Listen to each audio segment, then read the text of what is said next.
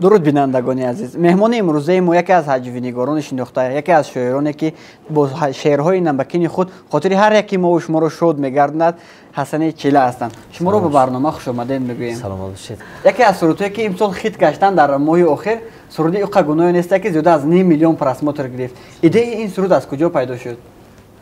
Аввалан салом арз мекунам ба кулли бинандагон, ба мардуми шарифу бузурги Тоҷикистон. Хушбахтона дар барномаи оила омад Ҳасани Чила, бе ягон макри ҳила, хурсанд мекунем ҳар дила. Мо ҳамроҳи Меҳроншоҳ, шумо кунед тамошо, дар даруни мошин интизор Зубайлдои Саидшоҳ. Хушбахт ҳастам ки шуморо таклиф кардед. Барои эҳтироматон ташаккур. Саломат бошед.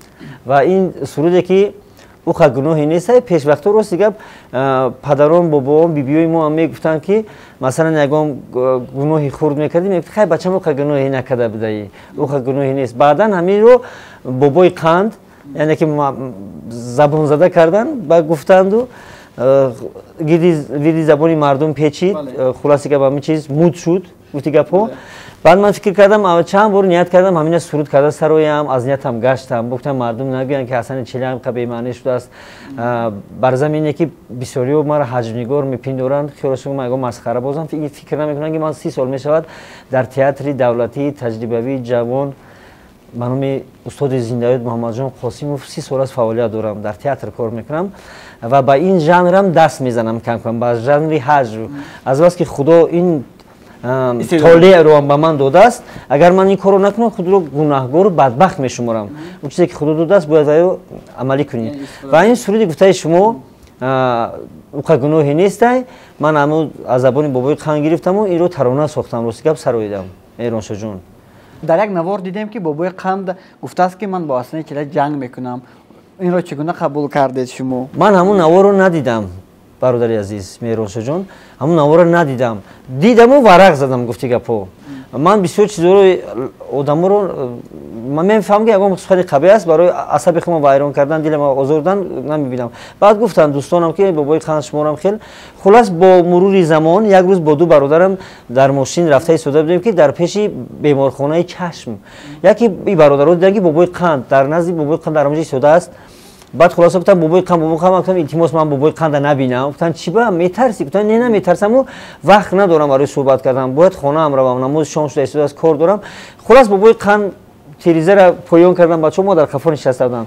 Тирезаи мошина поён кардам, ман боло кардам, поён кардам, боло кардам. Хулас бобои қанд гуфтан шинохти, бобои қанди хел нигоҳ карду гуфт фаро ман туя кофта истодам. Фаро омади маро оғӯш гирифт, бусид рости гап, меҳрубонӣ кард. Баъд гуфтам ки бобои қанд маладесай, гапҳои хуб гуфтесай, кам-кам гирия кардесай, уқа гуноҳи нестай. Вай ман рактор бо ҳазли худ, яъне хотири бо хеле бо қати бобои қанд суҳбат кардем, ҳазу шӯхӣ кардем, оғӯш ба оғӯш шудем. Ман гуфтам бобои қанд кам-кам суханҳои панд, бобои қанд, мардумо накунин фанд, ягон чӣ гӯед ба мардум боша писанд. Ман ӯро бастам бебанд. Дар ҳамон навор гуфтанд ки ман як бор танҳо бо Ҳасани Чила суҳбат кардам. Телефони суҳбат кардем. Дар чӣ бора суҳбат кардед? Моро як бародарамон Бахтиёр Маҷидов мегӯянд, Федератсияи футболи Тоҷикистон кор мекунад. Бахтиёр Маҷидов раиси блогерони Тоҷикистон аст. Бахтиёри Маҷид дар куфтааш нағанҷид, фақат мехӯрад синҷид. Сироҷдин Фозил аҷалҷид. Ана хулоси гап бародари ман ки бошин, мо суҳбат кардем видеоӣ. Баъд ман гуфтам ки Ҳасани Чила аз пеш бояд вохӯрем, вай кличкаш бини ба бини вохӯрем, мегӯяд бини ба бини. Хай бини ба бини вохӯрем, суҳбат кардем, ягон гап ҳам нагуфт ба ман. Ин суҳбате ки кардед пеш аз баъди суруд буд. Бачаҳо гуфтанд ки бобои қанд тура ҳар гап гуфтааст, дӯстонам, рафиқонам, ту бояд ин хел кунӣ. Ман ҳеҷ вақт зиддията рақобата дӯст намедорам, рости гап. Ай ту бояд против ва ягон чи бурориву немечи экта немонед ҳамун сафед қаймачи сар ба сар шавам. Ман роҳам дигар аст, роҳи вай дигар. Ман бемаънигиро дӯст намедорам. Шумо дар суҳбататон ҳарчанд ном нагирдан бисёр аз нафаронро тақлид мекунед, яъне ҳаҷв бо воситаи ҳаҷв. Имрӯз шудааст аз пушти ин сурудҳои ҳаҷвиятон бо ягон нафар масалан байнатон хафагарӣ шуда бошад ё ҷанг карда бошед? Хафагарӣ нашудааст то ҳолу. Хай фикрҳои ҳар кас ҳар хел аст, ҳар кас андешаи худашро дорад, менависад. Хафагӣ шудагӣ нест то ҳол. بسیاری میخواند که البته در هر یک ساحه رقابت است. بسیاری میخواند اون حسنی چیلا رو نیم تکنند.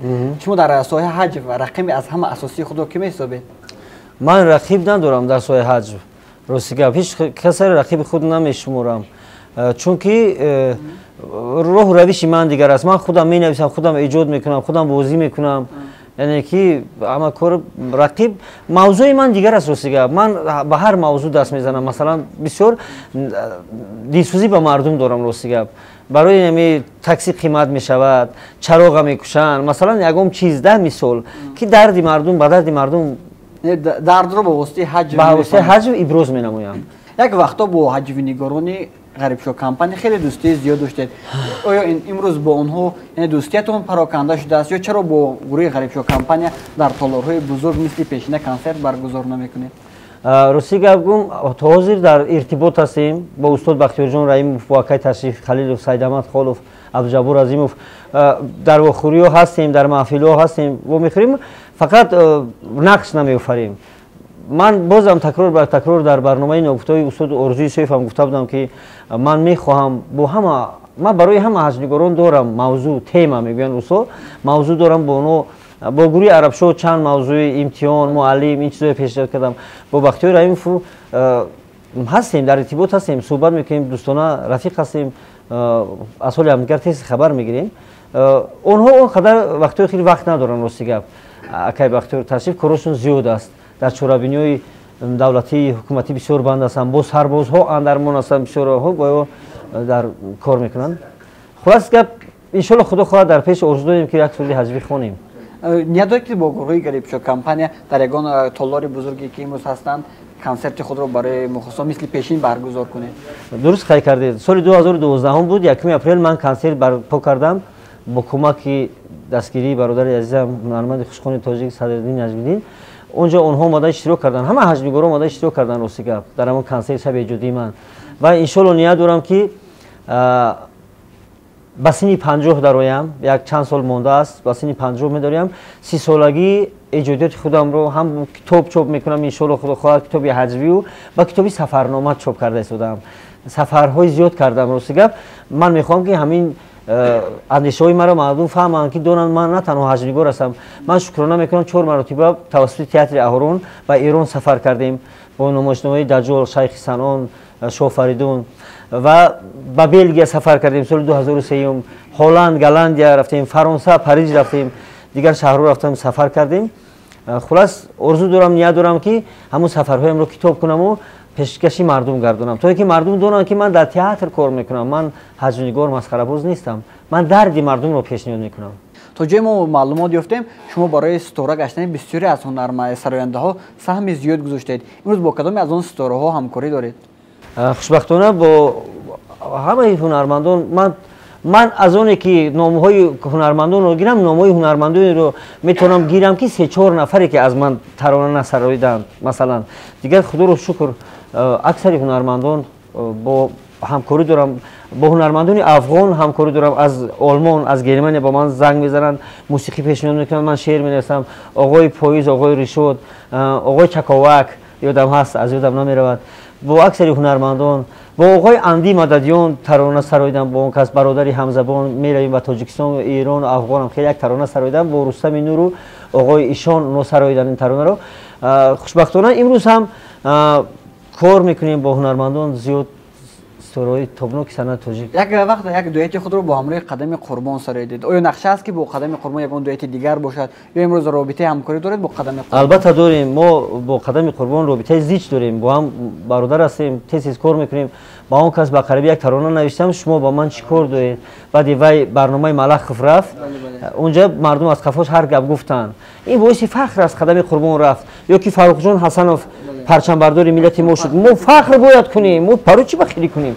من نسبت به اون کس بخیلی ندارم. راستی گپ مهران شاه جان دادر عزیزم کینه ندارم، بغض ندارم. با قدم قربان یک سرود تیار کرده شدیم، یک بلا کن.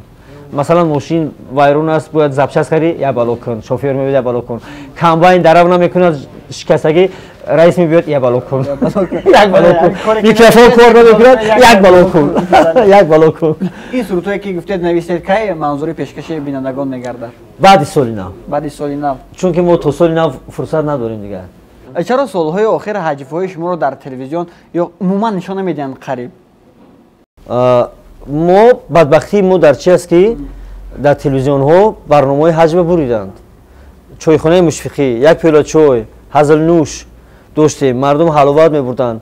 من بسیار شکر میکنم که هنرمند مردمی جمهوری تاجیکستان استاد لطفالله دولتوف یک زمان رئیس تلویزیون سفینه بودند، تا سرود حجبی نداشتن برنامه را پیشکش نمیکردند. هزل نوش ظفرجان سعیدوف میبردند.